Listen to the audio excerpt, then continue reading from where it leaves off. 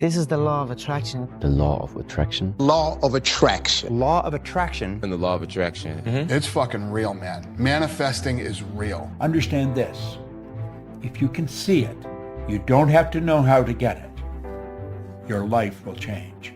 Constant repetition carries conviction. How do you predict this? If you can see it here, and you have the courage enough to speak it, it will happen. Fear, you attract what you feel, what you are, what you attract. What's on your mind. What's on your mind, yeah. It's like exactly. The law of physics. I don't know how anybody can disagree with that. It's just, ask any physicist, they'll tell you that it's true. Yeah. Albert Einstein, God bless him, he sure had his act put together, didn't he?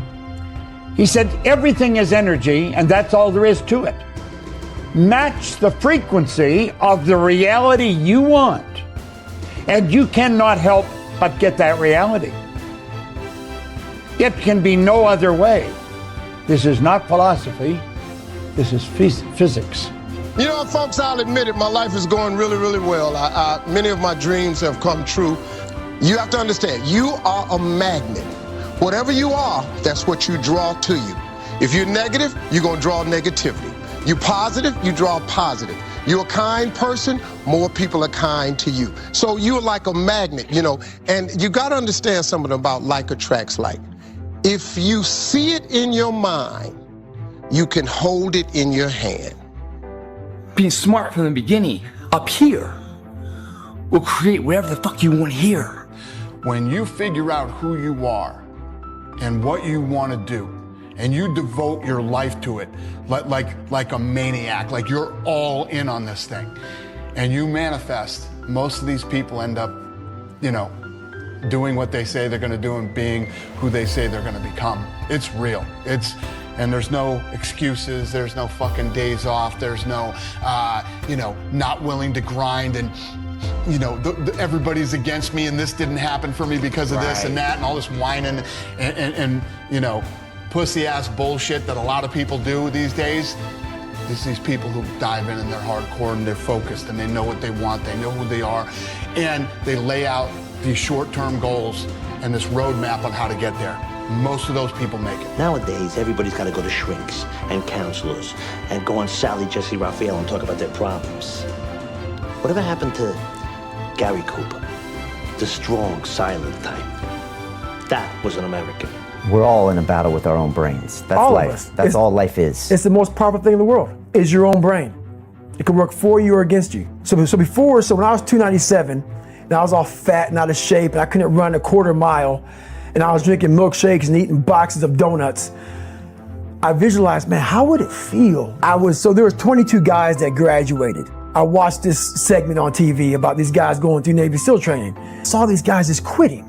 But at the very end, it says 22 guys, this commanding officer's up there, and he gives this great speech. I was like, man, I wonder. So I started visualizing me being the 23rd guy in these dress whites, sitting there with these guys, getting that Navy SEAL, you know, graduating this Navy SEAL training. I was like, God. So I put myself there. I was like, man, that's an amazing feeling. I put myself there at 297, not even able to do anything that these great men were doing. I said, man, if I could feel that, that would change my life. My brother and I used to sit around and talk about what could be if only we managed to get it out. How it would feel to have this car, how it would feel to be in this place, how it would feel to be famous and internationally renowned, how it would feel to go to Saint-Tropez and live on a yacht, how it would feel to be able to fly on private planes, how it would feel to not have to worry about food anymore. My brother and I used to imagine for hours. We used to talk about it. We believed in this version of reality where we somehow made it. You lack imagination. You don't want it enough to talk about it and imagine over the temporary dopamine and entertainment you can achieve. Kevin, there's nothing out there for you. Maybe it was your time to lose. You didn't think so. Lose? I don't lose! I win! I win! I'm sure you're probably all thinking in your head, this guy is talking absolute dribble. He's not going to do what he says he's going to do. You're probably all sitting there thinking that. But now here we are again, and I done what I said I was going to do. I feed off this. I love this stuff. This is what gives me energy. Saying I'm going to do something. Putting it out there for the world to see. and then going out and doing it. There's no better feeling in the world than that. And it's as easy as that. Say what you're gonna do and go and do it. You lived up to your promise to be the first person to knock out Max Holloway. Just how does it feel knowing, you know, another prediction you forecasted came to life? I call this because I knew it. It's a surprise for a lot of people, but for me, it's like I knew it.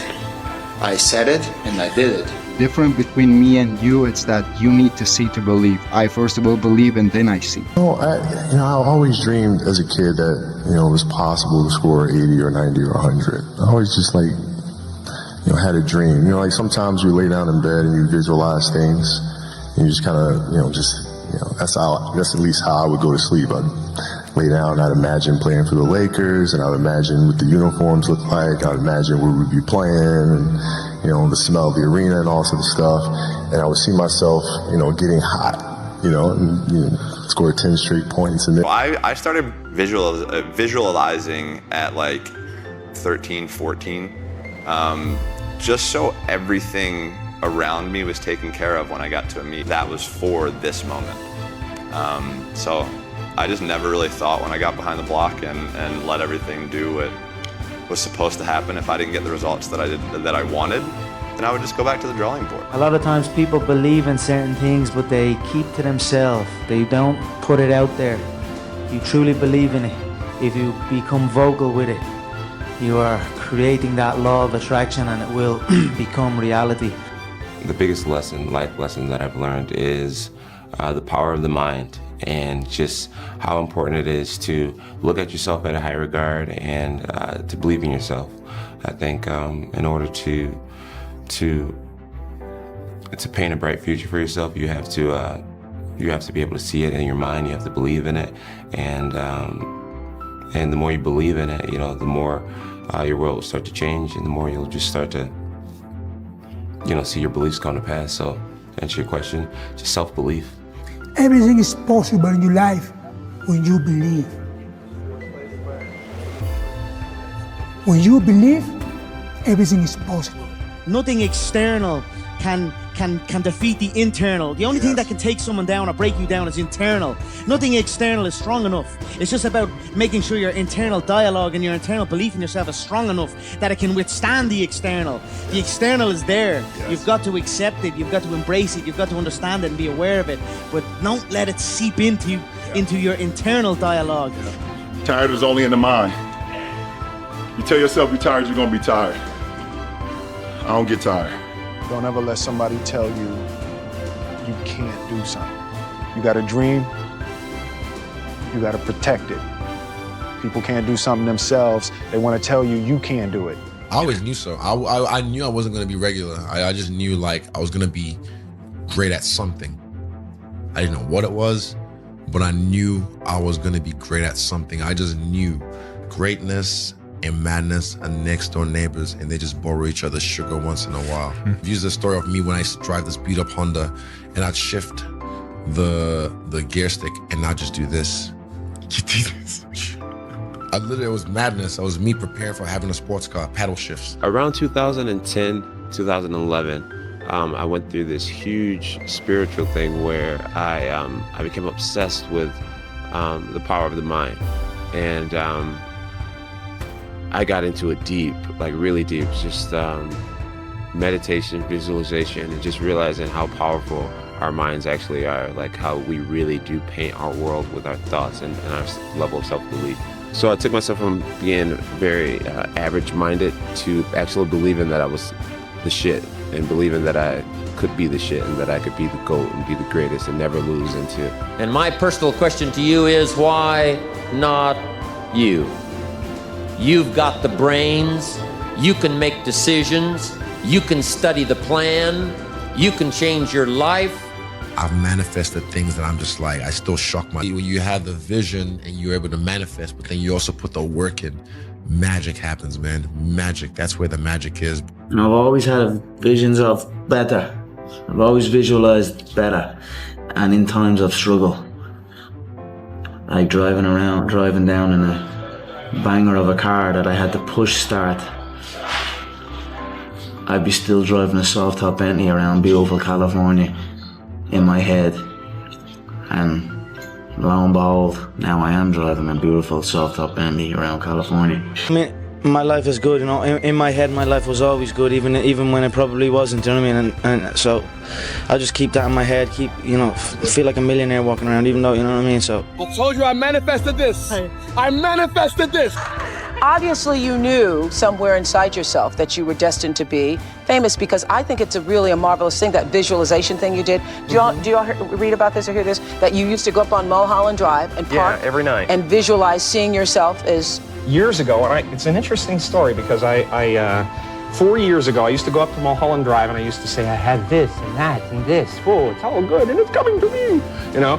And I actually wrote myself a check, and this is for real. This is not a joke. This is for real. I wrote myself a check for $10 million per picture. This is by Thanksgiving 1995. Yeah, I would visualize. This is when you were broke and poor. You know, right, having directors interested in me and people that I respected saying, you know, I like your work or whatever that is, and I would visualize things coming to me that I wanted or whatever. This was in like 1987, 85. Yeah. And didn't I you... had nothing at that time, so it was like, but it just made me feel better. It made me, at that time, all it really was for me was kind of making me feel better. I would drive home and think, well, I do have these things, and they're out there. I just don't have a hold of them yet, but they're out there.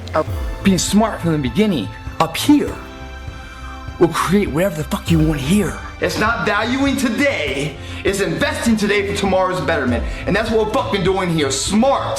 Mindset first. Mind controls this shit. If we don't know what the fuck we're doing and we're just going through it because this person's doing a ball phase, and we're just going through the motions, you're always gonna end up fucking average and middle of the heat. Unremembered. Stop that shit. I live in a maintenance phase, guys. So don't get these confused. You know, if you're going to a business meeting, you put a fucking suit on. You don't put a suit on to go to the beach. You adjust to situations. Different diet regimes produce different results. Therefore, you adjust to that. Do you understand what I'm saying? So don't say, oh, Greg says 1 meal a day, but then in the fucking video blog, he's saying, oh, 7 to 8 meals a day. I don't quite understand it. That's because you're a fucking idiot. That's because you're looking for an excuse in life for why you haven't achieved anything. In leadership training, here's what we learned. If the why is powerful, the how is easy. But if the why isn't strong, if your goals aren't powerful, if the vision isn't clear, the old prophet said, without a vision we die, without a vision we perish, without a dream we're nothing. It doesn't need to be a crazy amount of time. I mean, you know, five minutes is long enough. That's a long time to be. I mean, that's a round. You ever grapple around and 2 minutes goes by, you look up at the clock and there's 3 minutes left. You can't believe it. Holy cow. Like, you know, 5 minutes is a long time because you can get a lot done mentally because visualization knows no time. There's not a clock ticking, you know, there's things happening. After I started doing it, I mean, it was the Patricky Pitbull fight, the knockout, where that was the first time that I had really hit that breakthrough where I walked into the cage. I mean, Joe, I hated fighting. I didn't really like it that much because I wasn't myself. I wasn't present. I was literally a caged animal, and I hated the way I felt. I was peeing blood after fights because I was just going so crazy, and I was just and obviously I gained a lot of fans because people loved the way I fight, but they didn't exactly care about my well-being that much. But right. But it wasn't until that fight where I got into the cage and I just started smiling because I thought, Michael, this is your home. Like, this is your home. Because I had visualized it so much, because the problem with what we talked about earlier is you only get to compete every 6 months, every 8 months. You don't know what that actually feels like. And you can show up to the venue early and you can walk around it, you can smell the smells, but there's nothing like competing in the cage. There's nothing, you can't recreate it in sparring, you can't recreate it in the gym. The only really place you can recreate it is in your mind if you just continue to remember. I can remember my last fight like it was yesterday, because I've actually gotten better at the skill of visualization. Because I think that's one thing that happens too, is you sit down and maybe you're listening to this podcast and you're like, okay, I'm going to smell the smells of this, and I'm going to see the sights of this, and then you have a really not great visualization session and you're like, man, that was stupid, that guy's an idiot, you know. But it really does take a second. It really does take actual practice to see and smell and hear and feel. Like, and I know how tough it is some days to look with hope and confidence on the months and years ahead. But I would like to tell you what I often told you when you were much younger. I like you just the way you are. It's such a good feeling to know that we're lifelong friends.